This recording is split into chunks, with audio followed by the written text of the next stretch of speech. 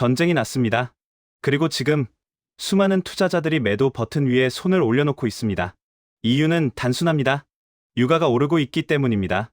서부 텍사스 원유는 전쟁 발발 단 한 주 만에 35% 넘게 올랐습니다. 43년 만에 처음 있는 일입니다. 그래프로 보면 수직 상승이라는 표현 외에 달리 쓸 말이 없습니다. 그러자 우리나라의 유명 투자 유튜버들이 말합니다. AI 반도체랑 유가가 무슨 관계가 있습니까? 한국은 AI 반도체 최강 국가기 때문에 주가는 무조건 오릅니다. 동시에 골드만삭스는 코스피 목표치를 6,400에서 7,000으로 상향했습니다. 전쟁 발발 직후인 3월 5일에 유가가 하늘을 뚫고 있는 바로 그 시점에 여기서 잠깐 멈추겠습니다. 유가가 이렇게 뛰고 있는데 글로벌 은행들은 왜 한국 주가 전망을 올리는 걸까요? 그리고 그 은행들은 정작 왜 한국 주식을 한 달에 20조 원씩 팔고 있는 걸까요? 오늘 저는 이 질문에 데이터로 답하려 합니다. 유가와 주식의 관계, 대부분의 투자자들이 절반만 알고 있는 이 메커니즘, 나머지 절반을 모르면 지금 이 순간 여러분의 판단은 절반짜리 정보 위에 서 있는 겁니다. 오늘 이 영상에서 4가지를 말씀드립니다. 첫째, 유가가 오르면 시장에서 실제로 무슨 일이 벌어지는지, 그 연쇄 반응의 구조. 둘째, 전쟁 국면에서 시장이 반복해온 역설적 패턴과 그 이유. 셋째, 지금 이 위기에서 한국이 왜 가장 취약한 나라인지, 그리고 동시에 가장 큰 수혜를 볼 수 있는 나라인지, 그 모순된 진실. 넷째, 이 모든 것을 알고도 감정이 아닌 원칙으로 움직이는 방법. 지금 시작합니다. 먼저 유가가 오르면 실제로 무슨 일이 일어나는지, 그 도미노를 정확히 짚겠습니다. 핵심은 호르무즈 해협입니다. 가장 좁은 구간 폭이 34km. 그 좁은 바닷목을 통해 전 세계 원유 물동량의 20% 이상이 지나갑니다. 하루 약 2천만 배럴. 사우디아라비아, 이라크, 아랍에미리트, 쿠웨이트, 중동 주요 산유국들의 원유가 나가는 사실상의 유일한 통로입니다. 이 해협이 지금 막혀 있습니다. 그런데 문제가 단순히 원유 공급 20% 감소로 끝나지 않습니다. 이란도 중국에 몰래 석유를 팔아오고 있었는데 전쟁이 나면서 그것마저 중단됐습니다. 실질적으로 원유 공급은 23에서 25% 줄어든 겁니다. 사우디가 증산한다고요? 사우디 원유의 대부분도 호르무즈를 통과해야 합니다. 증산을 해봤자 실어 나를 방법이 없습니다. 여기서 연쇄 반응이 시작됩니다. 첫 번째 도미노는 유가입니다. 공급이 줄면 가격은 오릅니다. 2012년 이란이 봉쇄를 위협하는 말 한마디를 했을 때 유가는 며칠 만에 배럴당 $10 가까이 올랐습니다. 지금 실제로 봉쇄가 일어나고 있습니다. JP모건과 번스타인은 실제 봉쇄가 장기화되면 배럴당 $120를 넘어설 수 있다고 경고합니다. 두 번째 도미노는 물가입니다. 유가가 오르면 트럭이 멈추고 배가 못 뜹니다. 마트에 물건이 들어오지 않고 공장에 원자재가 끊깁니다. 물류 비용이 오르면 그 부담은 고스란히 소비자 가격으로 전가됩니다. 2021년 국제 유가가 급등했을 때 미국 소비자 물가 상승률은 연 7%를 넘겼습니다. 40년 만에 최고치였습니다. 세 번째 도미노는 금리입니다. 물가가 오르면 연준은 금리를 내리기 어렵습니다. 지금 시장은 연준의 금리 인하를 어느 정도 가격에 반영하고 있습니다. 그 기대가 무너지는 순간 시장은 다시 흔들립니다. 더 무서운 건 미국의 최근 경기 지표입니다. 물가는 잡히지 않는데 경기 침체 신호가 동시에 나오고 있습니다. 스태그플레이션의 전조입니다. 1970년대 오일 쇼크 때 미국 소비자 물가 상승률은 연 14%를 넘겼고 성장률은 마이너스로 떨어졌습니다. 주식시장은 70년대 내내 사실상 제자리 걸음이었습니다. 네 번째 도미노는 주가입니다. 금리가 높게 유지되면 기업들의 자금 조달 비용이 늘어납니다. 엔비디아 칩셋을 사들이는 네오클라우드 업체들이 이미 자금 압박을 받고 있습니다. 데이터 센터 투자가 지연될 수 있다는 우려가 미국 시장에서 나오기 시작했습니다. 유가 오르는 게 AI 반도체랑 관계없다고요? 금리가 오르면 데이터 센터 투자가 줄고 투자가 줄면 반도체 수요가 줄고 수요가 줄면 삼성과 SK하이닉스의 실적 전망이 흔들립니다. 연결고리는 분명하게 있습니다. 유가, 물가, 금리, 주가. 이 4개의 도미노가 순서대로 쓰러집니다. 그런데 여기서 역사가 이상한 말을 합니다. 이 도미노가 실제로 쓰러진다면 시장은 무너져야 정상입니다. 그런데 역사는 반대의 패턴을 보여줍니다. 1990년 8월 이라크가 쿠웨이트를 침공했습니다. 시장은 수개월간 흔들렸습니다. S&P 500은 고점 대비 약 18% 하락했습니다. 그런데 1991년 1월 17일 미국이 이라크 공습을 시작한 바로 그날 시장은 하루에 3.7% 상승했습니다. 이후 1년 누적 수익률은 플러스 29%였습니다. 2003년 이라크 전쟁도 마찬가지였습니다. 개전 직후 시장 상승, 이후 1년 플러스 35%. 2022년 러시아 우크라이나 전쟁도 침공 직후 단기 급락 이후 빠르게 회복했습니다. 왜 이런 역설이 반복될까요? 답은 하나입니다. 시장은 악재 그 자체보다 악재가 얼마나 커질지 모르는 상태를 더 두려워합니다. 투자자들의 머릿속을 상상해 보십시오. 전쟁이 나면 어떻게 되는지, 원유가 끊기면 어떻게 되는지, 세계 경제가 마비되면 내 자산이 반토막 나는 건 아닌지, 이 모든 최악의 상상이 실제 숫자보다 먼저 시장을 짓누릅니다. 그러다 막상 전쟁이 시작되면 안개가 걷힙니다. 불확실성이 계산 가능한 리스크로 바뀌는 순간입니다. 전쟁 기간은 얼마나 될지, 피해 범위는 어느 정도일지, 공급 차질은 얼마나 지속될지, 이 계산이 시작되는 순간 바닥이 형성됩니다. 월스트리트에 오래된 격언이 있습니다. 소문에 팔고 사실에 사라. 여기까지 들으셨다면 이런 생각이 드실 겁니다. 그러면 지금 사야 하는 거 아닌가? 이제부터가 진짜입니다. 이번에는 조금 다른 변수가 있습니다. 트럼프 대통령은 전쟁 초기에 자신있게 말했습니다. 3주 많아야 4주 안에 끝낼 수 있다고. 그런데 전쟁 발발 일주일 뒤 말을 바꿨습니다. 4주에서 6주 안에 작전 목표를 달성하겠다고. 이미 일주일이 지났으니 전쟁 발발 시점부터 5주에서 7주 안에 끝내겠다는 말입니다. 그리고 이 기간은 또 연장될 가능성이 있습니다. 더 심각한 변수가 있습니다. 앞으로 딱 2주입니다. 지금 중동 산유국들의 저장 탱크가 빠르게 차고 있습니다. 원유는 수도꼭지처럼 마음대로 틀었다 잠글 수 없습니다. 유전에서 원유는 계속 뿜어져 나옵니다. 이걸 저장 탱크에 담아야 합니다. 그런데 탱크가 차면 어떻게 됩니까? 방법이 세 가지밖에 없습니다. 첫째, 바다에 버립니다. 국제법 위반에 걸프만 전체가 오염됩니다. 불가능합니다. 둘째, 태웁니다. 원유는 액체 상태라 태우다가 대형 화재가 납니다. 현실적으로 불가능합니다. 셋째, 밸브를 잠급니다. 셔신입니다. 문제는 셔신이 선택이 아니라는 겁니다. 밸브를 잠그는 순간 유전이 영구적으로 망가질 수 있습니다. 우리 몸의 혈관을 생각해 보십시오. 피가 계속 흐르기 때문에 굳지 않습니다. 그런데 피가 흐르지 않고 산소와 접촉하면 굳어서 혈관이 막힙니다. 유전도 똑같습니다. 원유가 지하 암석과 틈새 곳곳에 스며 있는 상태에서 파이프로 뽑아내고 있는데 밸브를 막으면 그 안에서 원유가 굳어버립니다. 아스팔트의 원료가 되는 물질들이 파이프 안에서 굳어버리면 그 통로 전체가 막힙니다. 기존 파이프는 전부 버려야 합니다. 이게 단순한 이론이 아닙니다. 1991년 걸프전 때 쿠웨이트 유전이 이 방식으로 망가졌고 복구하는데 무려 5년이 걸렸습니다. 일반적으로 중동 산유국들의 저장 탱크에는 2주에서 3주치 원유 저장 용량이 있습니다. 지금 이미 전쟁이 일주일 지났습니다.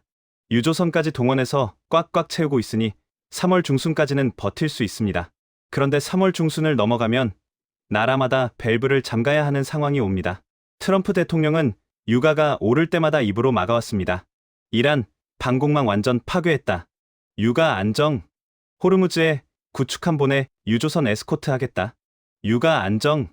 이란 해군 박살냈다. 유가 안정. 그런데 유가가 $90를 돌파하자 이제는 원유 선물 시장에 직접 개입하겠다고 선언했습니다. 트럼프의 입과 시장 개입은 근본적인 공급 감소를 채울 수 없습니다. 그 개입 효과는 소멸할 수밖에 없습니다. 에스코트가 해결책이 될 수 있냐고요? 드론 1만 기, 대함 미사일 수천 발. 이란은 지금 지휘 통제 시스템이 마비됐지만 하메네이가 죽기 전에 일선 부대 지휘관들에게 명령을 남겼습니다. 너희가 알아서 공격해라. 각 부대가 독립적으로 게릴라전을 벌이는 상황에서 유조선 한 척만 피격당해도 그 손실은 어마어마합니다. 드론 200대가 동시에 날아오면 전부 요격한다는 보장이 없습니다. 과연 이 상황에서 유조선을 띄울 선사가 있을까요? 2주입니다. 이 안에 전쟁이 끝나지 않으면 유전의 영구 파괴라는 시나리오가 현실이 됩니다. 여기서 잠깐 냉혹한 숫자 하나를 보겠습니다.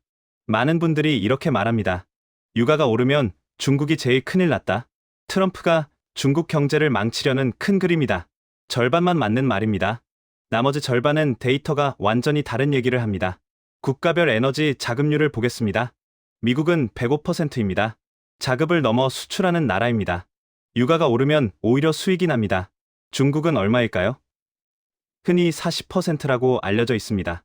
중국이 이란 원유를 3,040% 수입하기 때문에 유가가 오르면 중국이 끝난다는 논리입니다. 그런데 이 숫자에 착각이 있습니다. 중국의 원유 자급률이 40%인 것은 맞습니다. 그런데 중국의 전체 에너지 자급률은 85%입니다.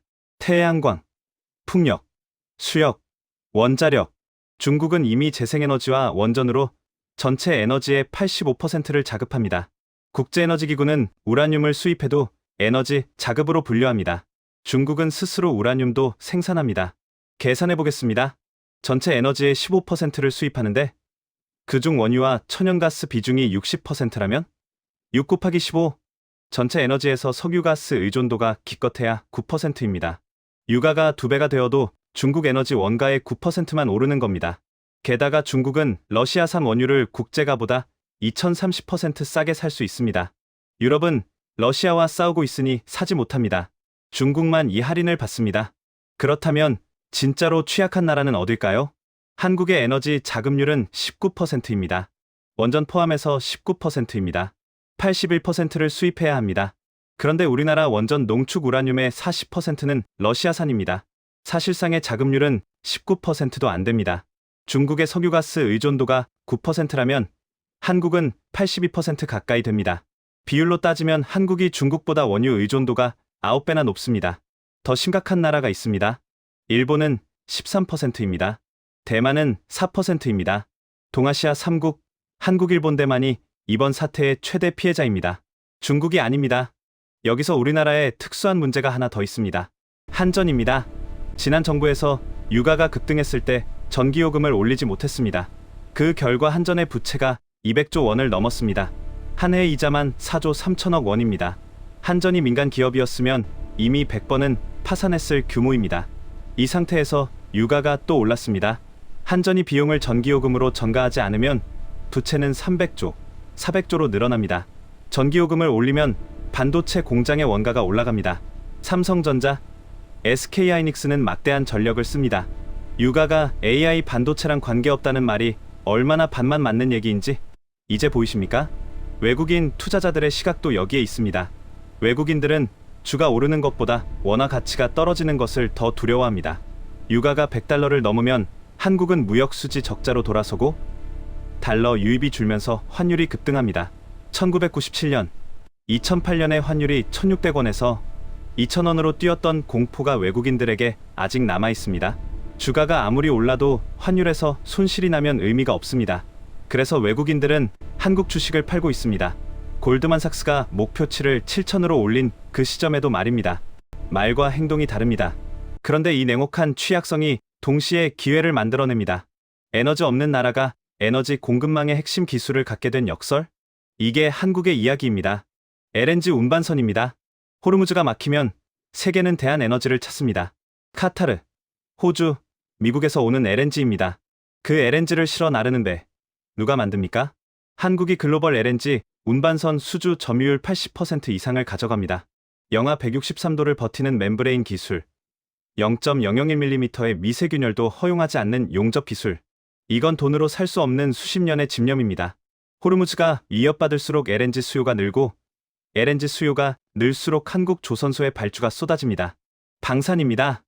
2022년 러시아가 우크라이나를 침공하자 폴란드는 K전차, K9, 자주포, FA-50 전투기를 순식간에 계약했습니다. 이유는 납기였습니다.